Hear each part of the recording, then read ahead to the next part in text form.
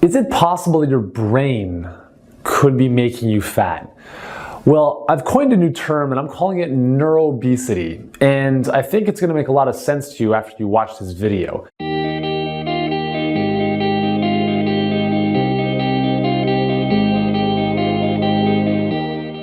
So there's been a lot of research in this domain, in this area. This is not something that's brand new, like just as of yesterday. In fact, research from 2013 published in the British Journal of Nutrition showed a comprehensive review of the literature. And they looked at a lot of different weight loss diets and a lot of different approaches to losing weight. And what they found was very interesting.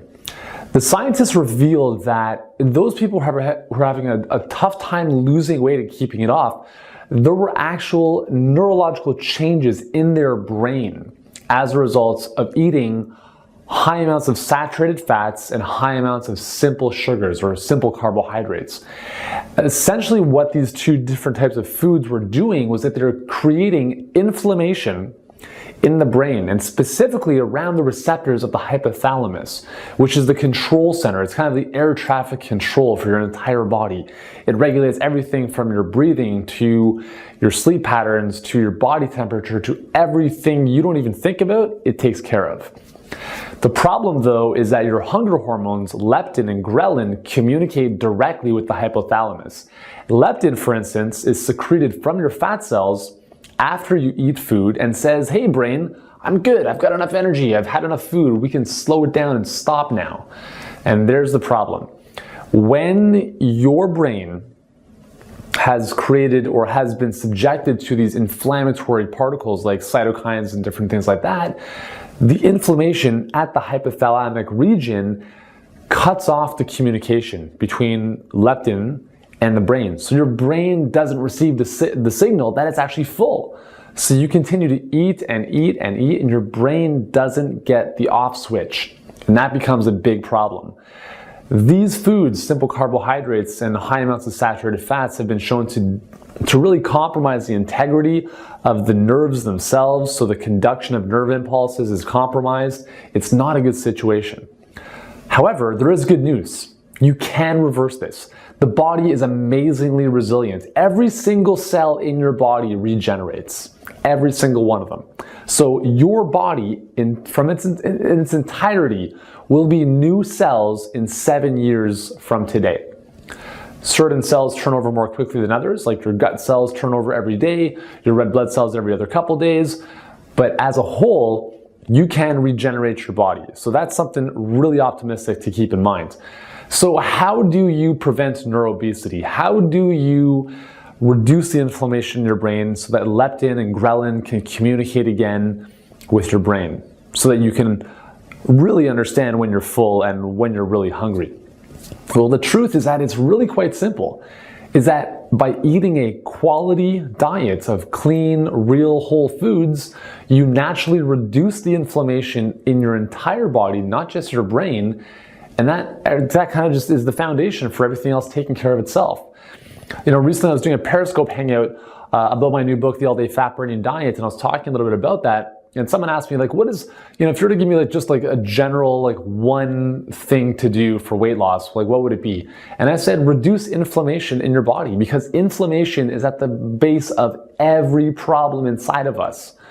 Inflammation leads to a stress response in our body, which means high cortisol, as a way of dealing with that. And if our body is constantly inflamed and stressed out, then it's going to hold on to fat because that's just kind of its survival mode default settings. So in the brain, we want to reduce inflammation by eating clean, quality whole foods. And you can do things like adding in more omega-3 fatty acids from fish or fish oil or walnuts or flax seeds. Right? But it's not just about, you know, a lot of people talk about like the brain diet and specific foods for your brain. The very same foods that are going to help your brain are going to help your heart. They're going to help every single cell in your body. They're going to help you become a more vital, energized person that has an easier time losing weight and keeping it off, or has an easier time putting on muscle and keeping it on. Because how you heal anything is how you heal everything. It's all about reducing inflammation. So we want to get rid of foods like allergenic foods like gluten, right? So breads, pastas, cereals, get rid of those. The dairies, the cheeses, right? The milk, stuff, all like cow dairy products, highly inflammatory. A lot of people have issues with them. Get rid of those. What you want to do instead is really focus on the good. Get a lot of plant foods in. So a lot of vegetables, lower glycemic fruit like apples, pears, berries. You can enjoy those to your heart's content, but really focusing on lots of vegetables. Green leafy vegetables, all sorts of different colored vegetables. That is where the magic lies. Those are the foods that are going to give you these like micro phytonutrients that are so amazing at healing pretty much anything inside of our body. And that's why I'm a huge proponent of eating more plant-based foods. Although I'm not a vegan or vegetarian, I do promote eating more of a plant-based diet. So if you are eating animal products, that's fine. Just make sure they're of good quality, organic, grass-fed, free-range, all that good stuff. But make sure you balance that out with a greater proportion of vegetables, okay? And I would even include things like legumes, lentils, chickpeas, kidney beans, tremendous health benefits to those types of foods. So when you put all of that together in conjunction with lowering your intake of high amounts of saturated fat, of a lot of simple sugars, naturally we shift the balance to less inflammation inside the body, and everything else just takes care of itself. So you can reset the wiring in your brain. And it takes a little bit of time, but it doesn't take years. In a lot of cases, this can be done over the course of a couple weeks by following a clean diet. So there you go. So neuro-obesity, hopefully it's not affecting you. And if it is, you can get past it. I hope this has helped you out.